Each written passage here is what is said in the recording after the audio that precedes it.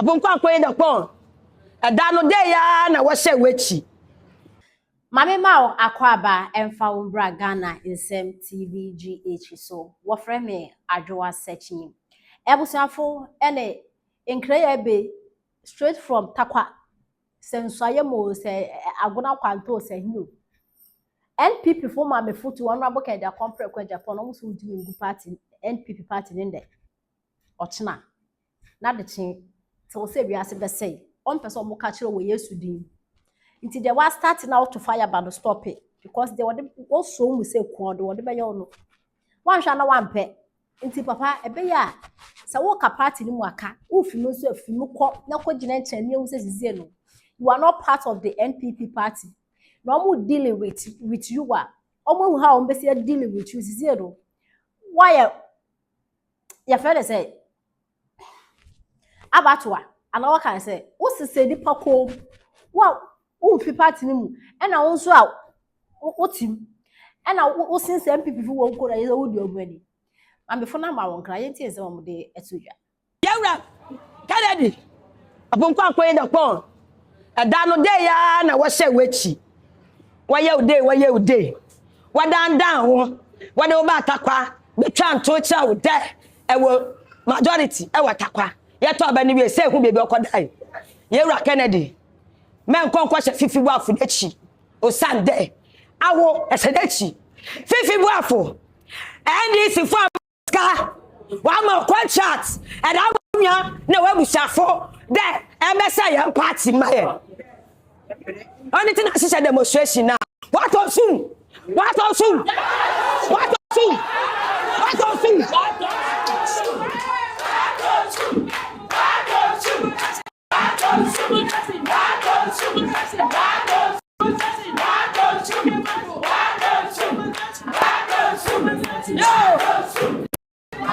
No. I will be a one clan. I want doing that. Mamba umia be president. Oninchi abada se atakon swayem. Na emma NDC wonya kwan femu kono. Da mi woni akoma. Ebe safwe. Akoma. Ebe safwe. Da mi woni akoma. Ebe safwe. Da mi woni akoma.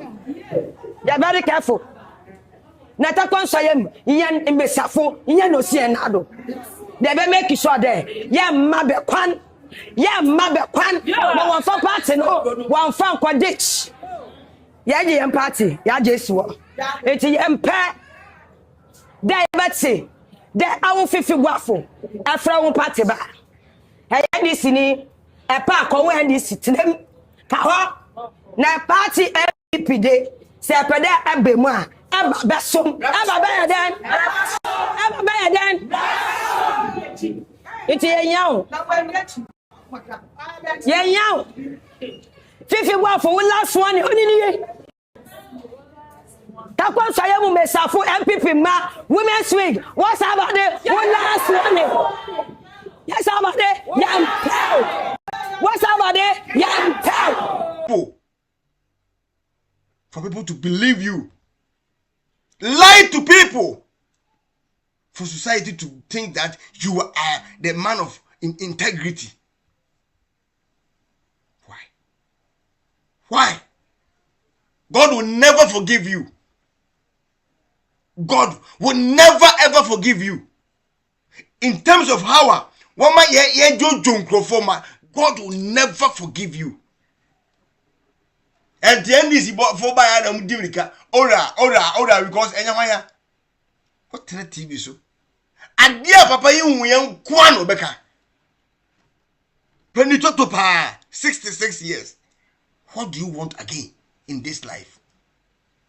Missy me my money dear. Any amani hu say awurade be yomadom na obi bia emfa usunu obai and this are the akan no masefo mo be mo be blessing hega wo bokum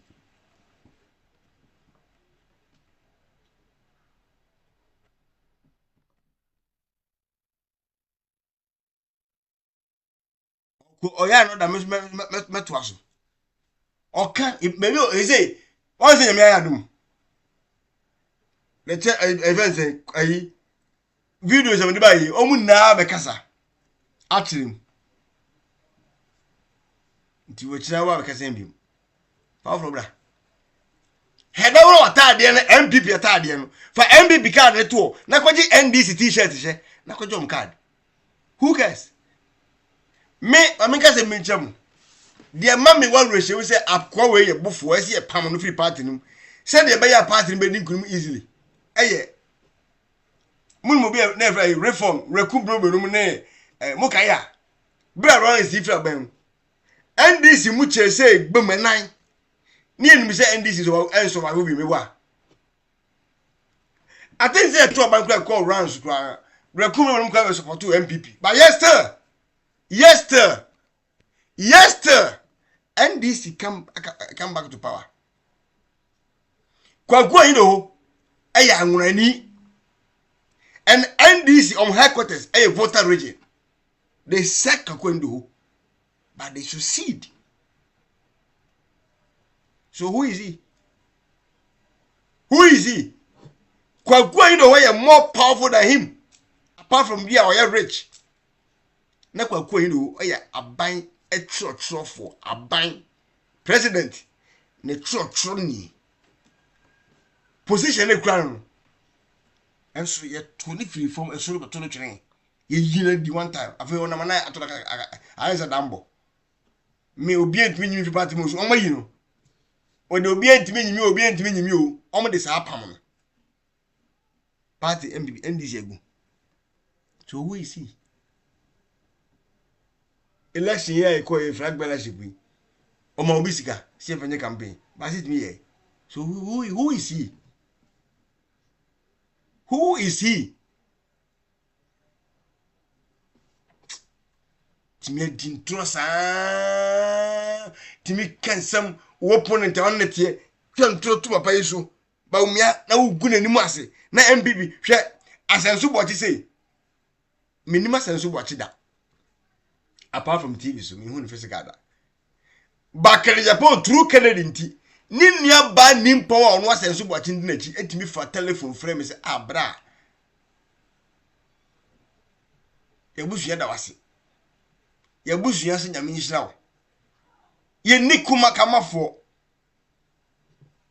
ma ohima ma we dey fata me se meka mesrewa tin se wo hweme se Kennedy dia o ye na busua ogu on na busuafo ni mu ase ande sa na so yom nu asenso boache mpekasa ana omo so ntimma bonti meka hwe enti amapapai enim so omo ntimi nya hwe no ana wa take advantage ono tewar hu se mu na ha ne mu omra no atiasi ho enti na busuafo no hu se ma so series so a me defend asenso boache no ni sister penny for telephone frame from America no chicha se mu na eche mo se bra me maame konto me maame ye maame onto konkunte da waye ba ana nkofo adwuma de ba to ne konkunte no ye na onu Kennedy Japan kwa ne maame ne mana duani die e okumase senso boache maame na hwe no ana senso boache ne ba bejam America ana ne yere ne bejam store no kwadwuma not know say baby mpa oso omote no wo mote any was any Kennedy na yere no a man crowd on the baby jaw o drive wa e far away adai tara senso boache ni say oba prayer say oba tina de so asenso boache anya no hwio odi ka be kan o kan bia o say hey odi ka tata senso boache sa na senso boache be tu ba kuma no enu ani na watani no enya nkwasiafo ne na jini say ai o ka say tia no onu di kan jimi ne ho owi no pretend no atani this one is smart na won so antani a na akwese wona wo mu no enen kenti sanka evenzai ensem bebri na akoso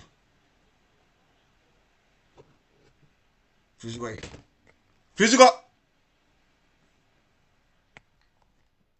ngwasi akwaba physical me show me physical away.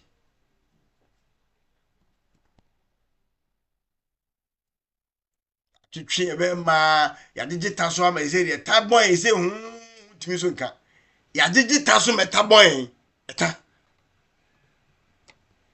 ya digital so ma ise eta ebon yen ensu timi nka